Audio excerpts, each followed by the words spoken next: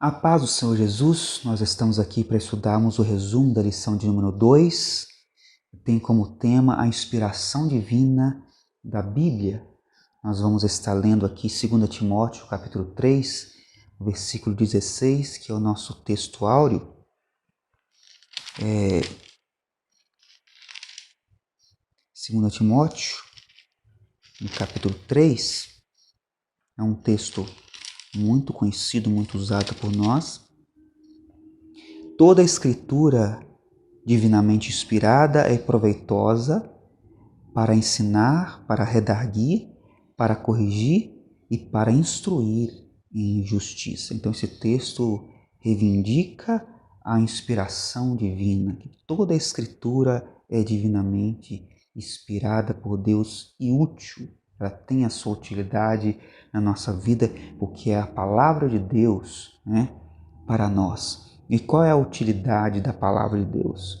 O texto aqui vai dizer, ela tem utilidade para ensinar, para redarguir, para corrigir e para instruir em toda a justiça, para que o homem de Deus seja perfeito e perfeitamente instruído para toda a boa obra. Então a fonte de toda a instrução cristã, ela está nas Escrituras. Ela é a nossa regra de fé e prática.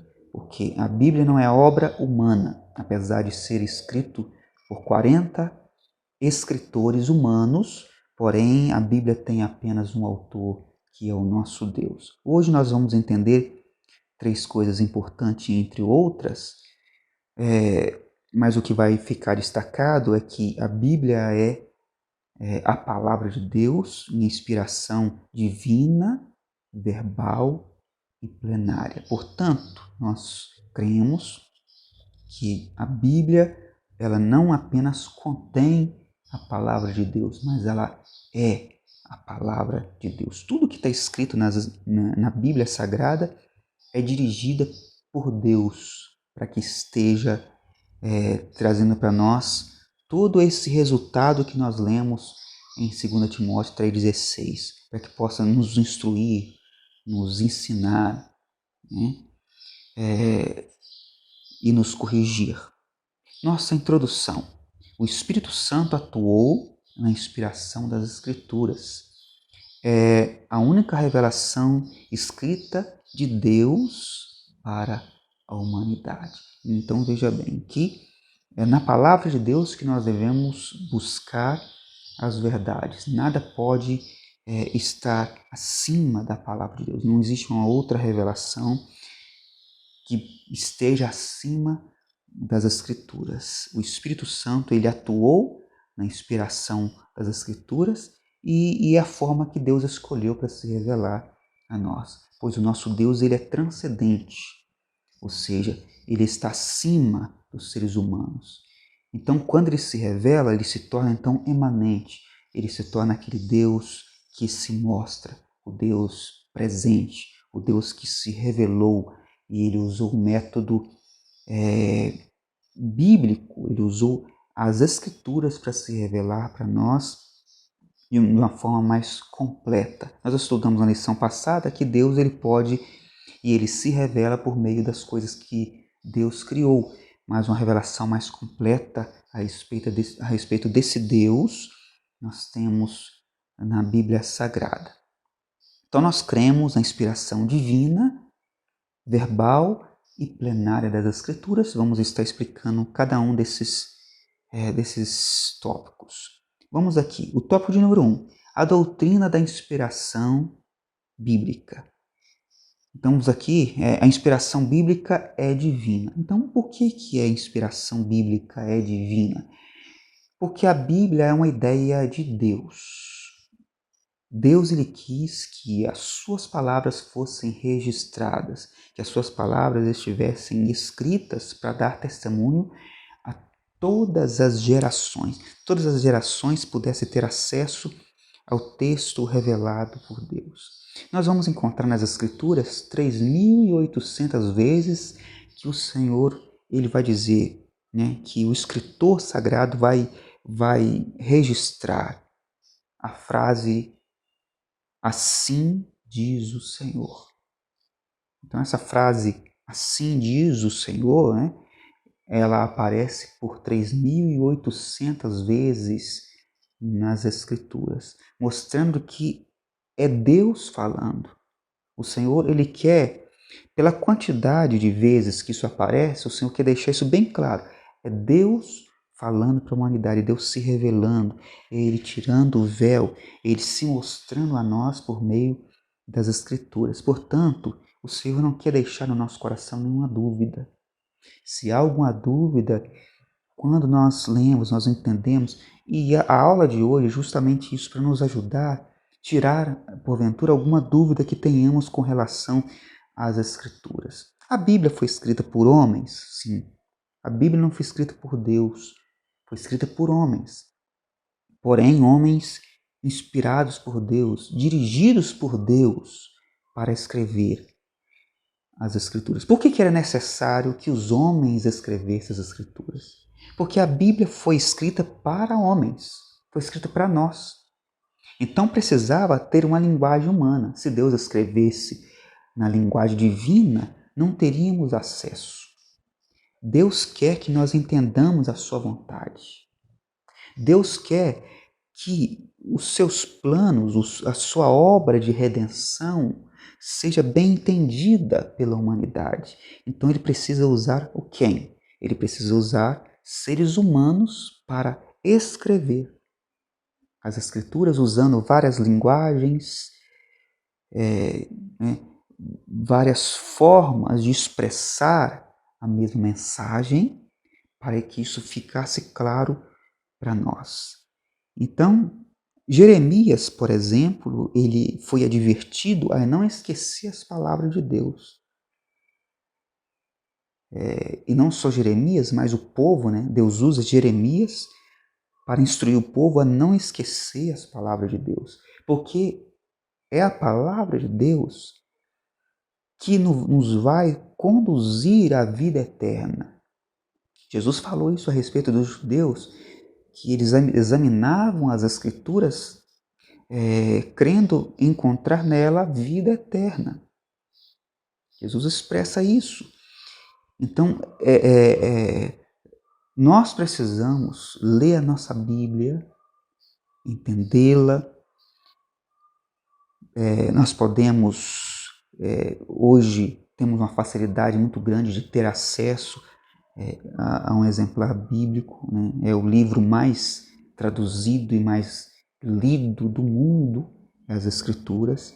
Então todos nós podemos ter acesso a ela e nós não devemos e não podemos esquecer as palavras de Deus.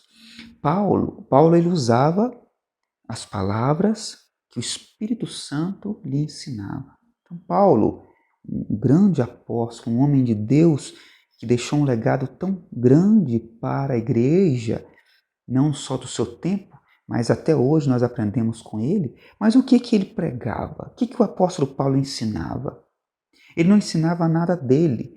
Ele ensinava o quê? As palavras que o Espírito Santo inspirou, né? Falou.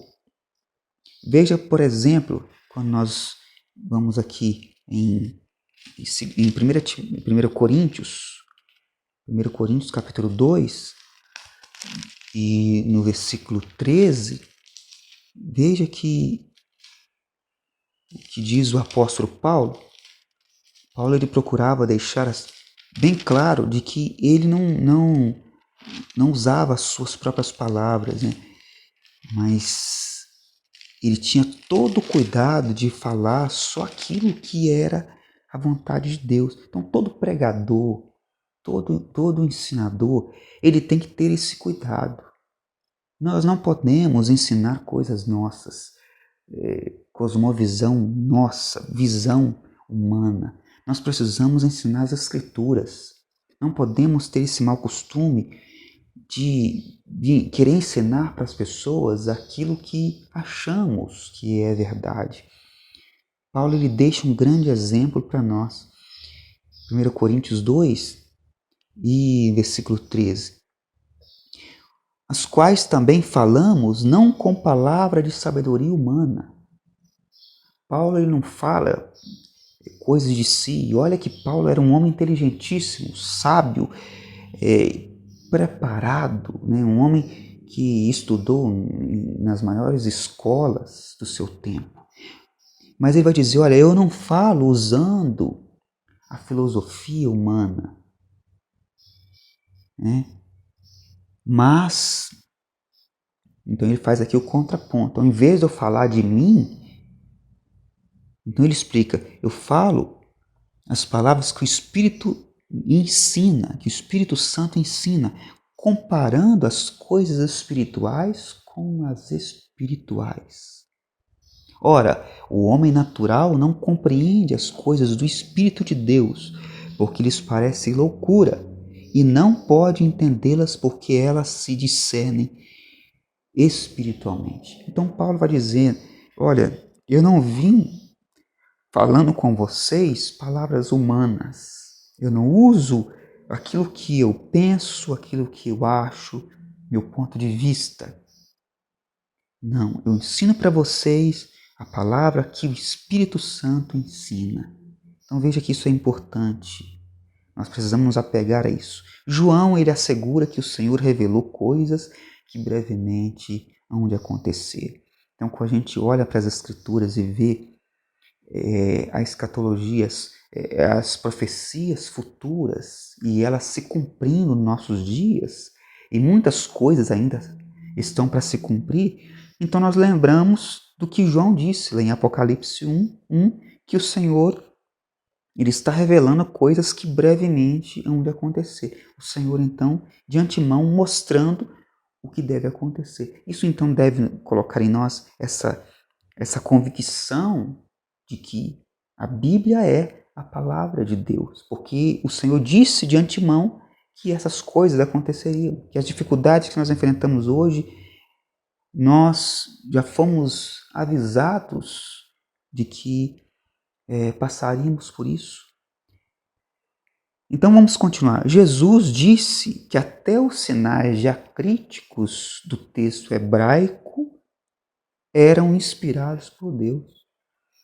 Então tudo na Bíblia tem uma mente por trás. Foram homens que escreveram as Escrituras? Sim, mas existe uma mente por trás, e é a mente divina. É o Espírito Santo que está por trás da palavra revelada de Deus, das Escrituras. Vamos olhar aqui o que Jesus disse em Mateus, no capítulo 5, né? E no versículo 18, veja o que ele diz. Mateus 5, 18, depois você pode conferir aí na sua Bíblia. É bom a gente sempre ler a Bíblia. Não fique só nas suas palavras. Sempre use as Escrituras, né? Sempre use a Bíblia. Abra a Bíblia e leia. Diz assim, 5,18. Porque em verdade vos digo que até que o céu e a terra passem, então veja que Jesus disse que o céu e a terra que nós conhecemos vai passar. Ele já confirmou isso. Mas até que esse céu e essa terra que nós conhecemos passem, nem um jota o tio se omitirá da lei sem que tudo seja cumprido. Então Jesus, qual é a Bíblia que Jesus usava? Jesus usava o Antigo Testamento, porque o Novo Testamento ainda não havia sido escrito, estava sendo ainda escrito. Então, a lei que ele está dizendo aqui, ele está falando especificamente, né, do Pentateuco, e subentende toda a Escritura, porque o texto ele é alinhavado, ele é todo estruturado. A lei está toda estruturada juntamente com os profetas, tornando-se uma unidade. Então, a Bíblia hebraica é conhecida com 3 partes, né? Que é a lei, os profetas e os salmos. Jesus vai dizer isso, depois nós vamos também ler o texto que Jesus fala sobre isso. O item de número 2, então, fala sobre a inspiração verbal. Nós já aprendemos que a inspiração bíblica é divina, porque a Bíblia é uma ideia de Deus, uma forma que Deus escolheu para se revelar a nós de forma especial. E a Bíblia ela é uma inspiração verbal de Deus. Então, o texto que nós lemos em 2 Timóteo 3,16, ela usa o termo teopneustos. O que é teopneustos? Quando o texto diz assim na nossa versão, porque toda a escritura é divinamente inspirada. Fala então dessa inspiração divina. Theos, Deus. Pneustos, inspiração. Teopneustos, inspiração divina. Ou seja, Deus, ele soprou nos escritores e eles então escreveram as escrituras. Então existe aqui uma linguagem humana para que nós possamos entender o processo de inspiração. Quando nós respiramos, existe um ciclo respiratório. Respiração e inspiração. Quando nós enchemos o nosso pulmão de ar, quando nós fazemos assim, nós enchemos o nosso pulmão de ar. E quando nós então devolvemos esse ar, nós estamos inspirando.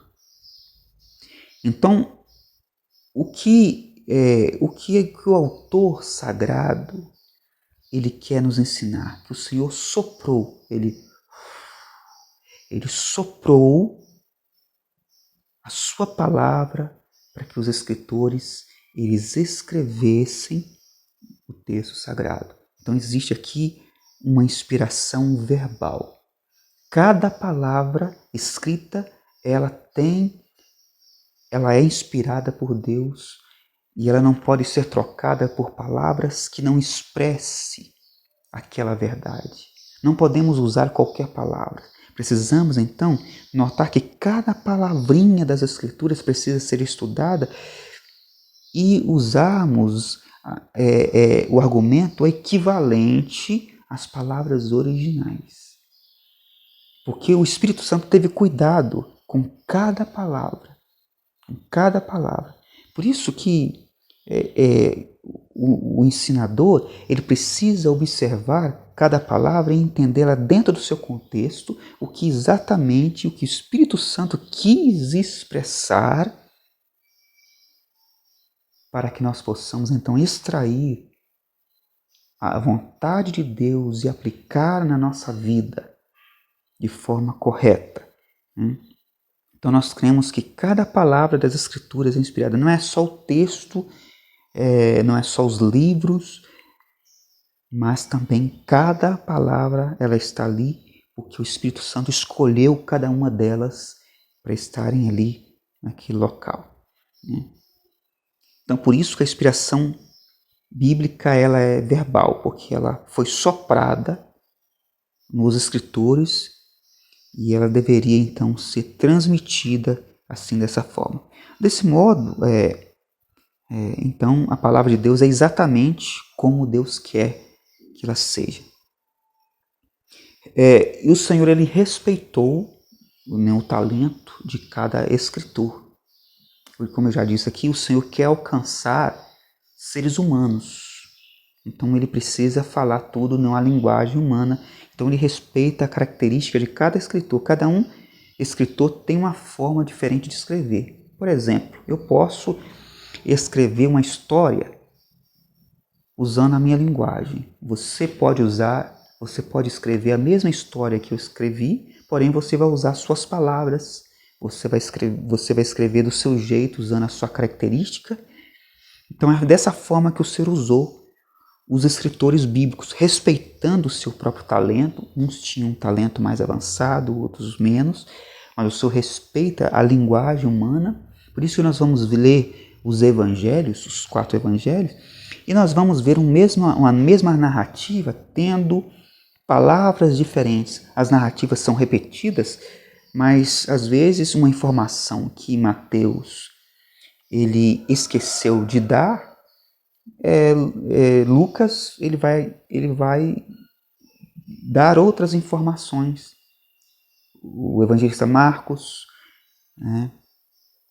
E então vai haver essa personalidade humana vai estar presente. O Senhor não vai tirar a personalidade. E cada escritor, estou usando por exemplo os evangelistas, vai estar enxergando a mesma história por óticas diferentes, mas a narrativa é a mesma, o acontecimento é o mesmo, né?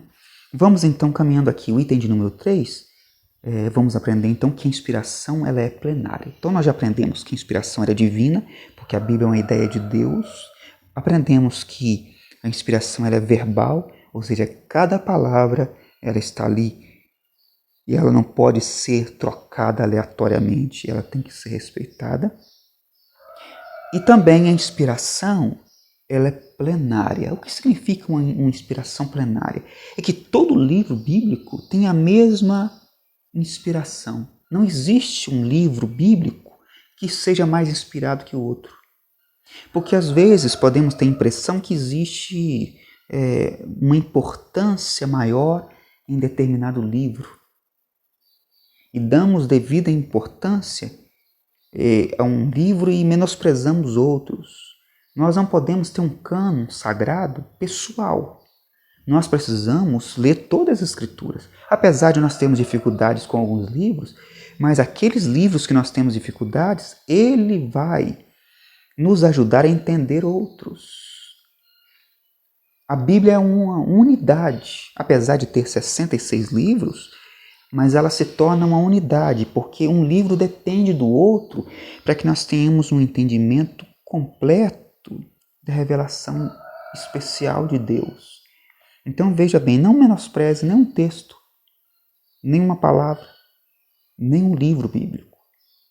Lógico, nós temos nossas preferências, nós às vezes gostamos de algumas passagens, mas não se apegue só a essas passagens porque você terá uma mensagem incompleta.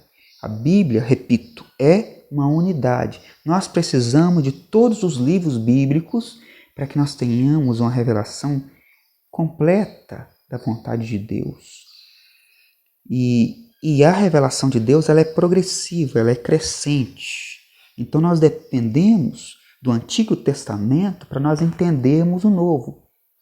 Vou citar um exemplo. Todas as linguagens figuradas que existem no livro do Apocalipse, né, que é um livro tão difícil, temos tanta dificuldade com o Apocalipse, mas 70% das linguagens figurativas que ali estão, elas estão refletidas no Antigo Testamento, como por exemplo a figura do cordeiro, né?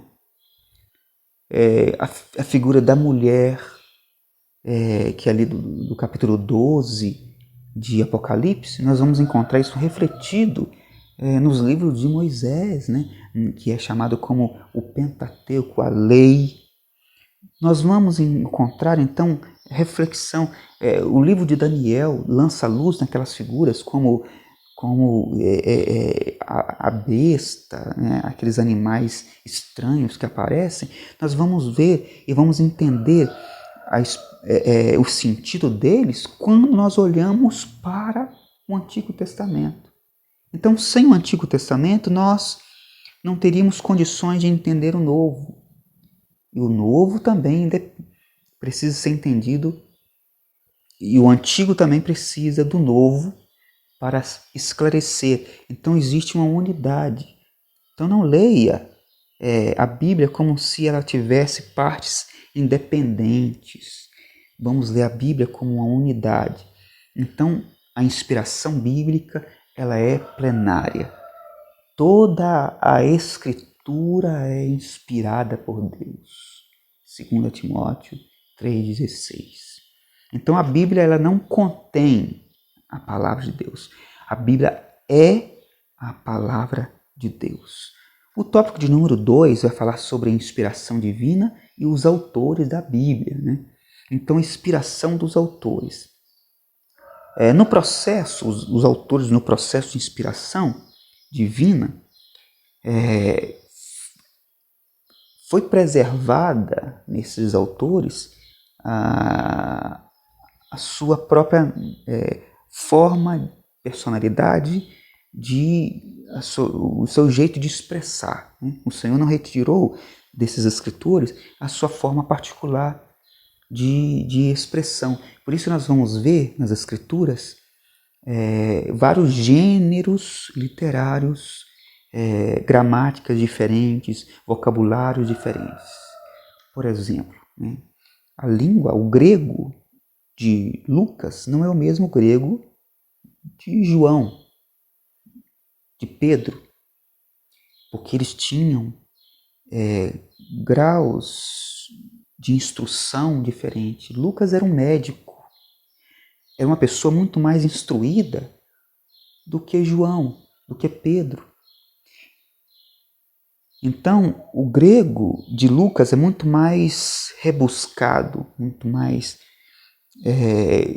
cheio de palavras mais complicadas, né? Palavras, um vocabulário, uma gramática mais apurada do que João, do que Pedro. Mas o Senhor preservou essas características para ter acesso a cada uma das pessoas. Nós somos assim, todos nós temos diferenças de formação, temos diferenças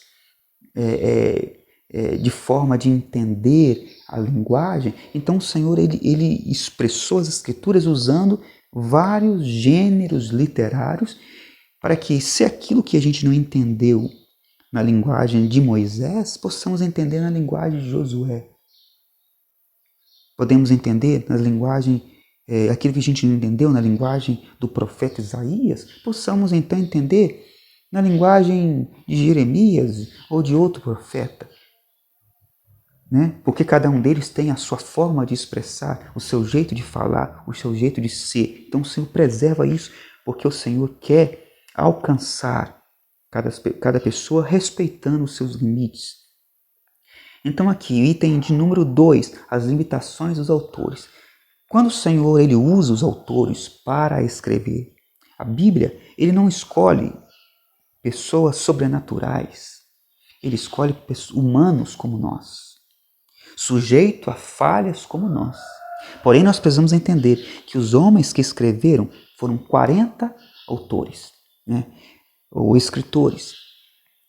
Todos eles eram homens comuns, sujeitos às mesmas paixões. Tiago, ele escreveu na sua carta, no capítulo 5, versículo 17, que Elias era um homem sujeito às mesmas paixões, mas foi um homem que orou a Deus e não choveu. Depois ele orou e veio chuva sobre a terra, mostrando que Elias era um homem falho, era um homem limitado, porém era um homem que foi usado por Deus para fazer grandes coisas.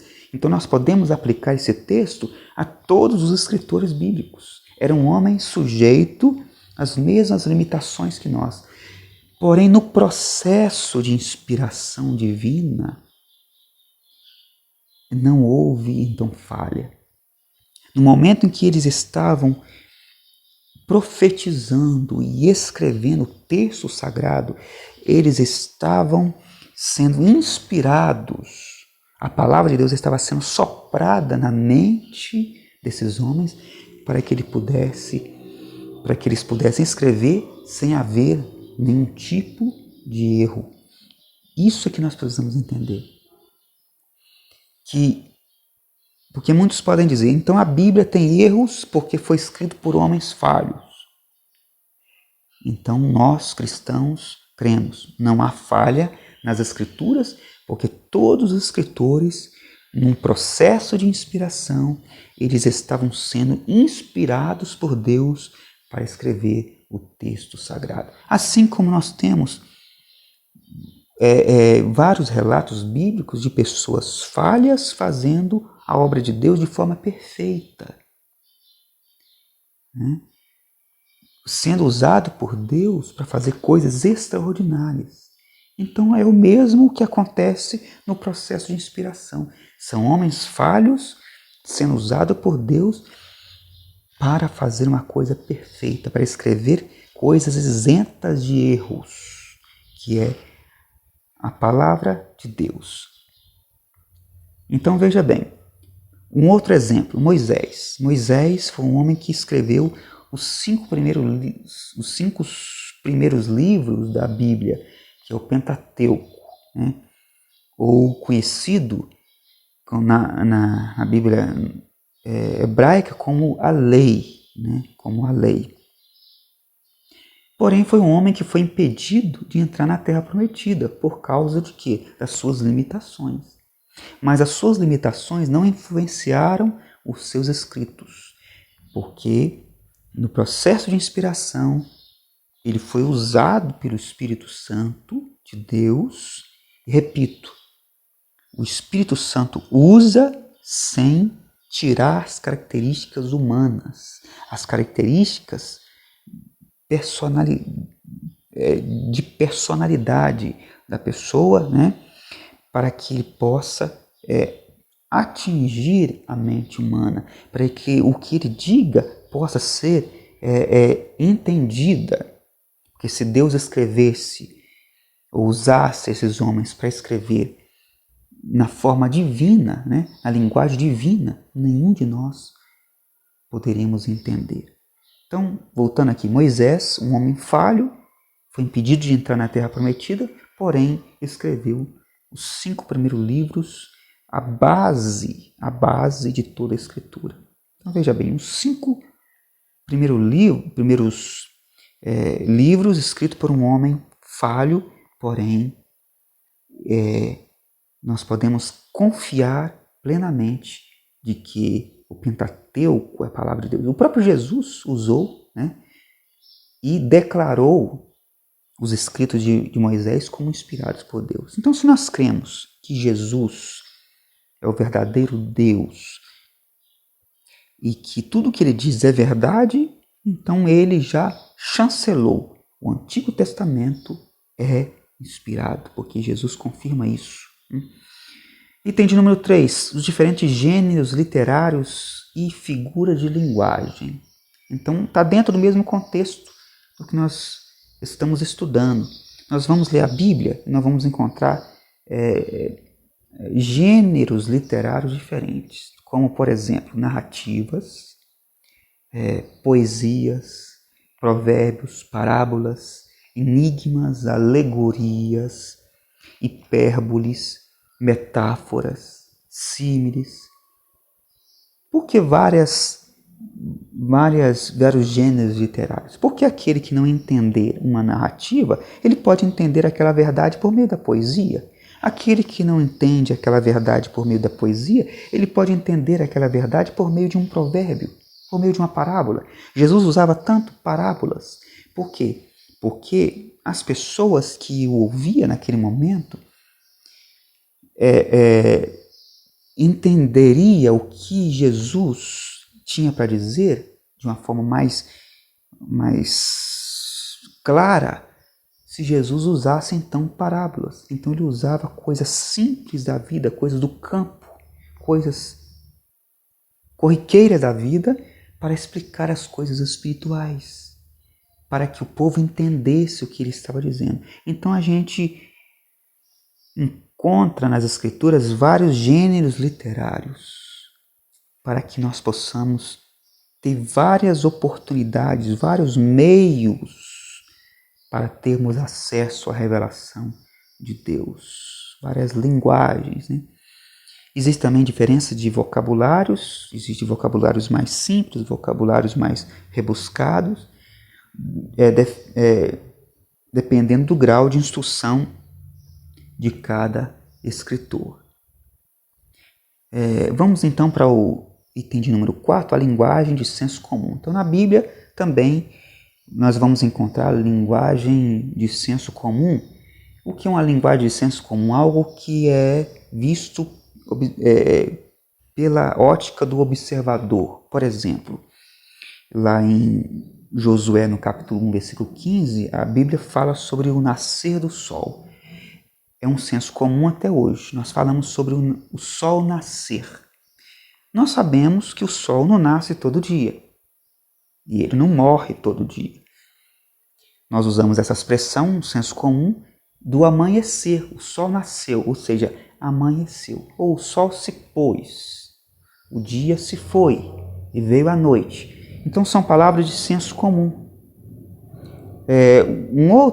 Outro termo de senso comum que nós encontramos está em Josué 10, 13, quando Josué ele está numa batalha e ele precisa de mais tempo, ele ora a Deus e então ele diz que o sol parou.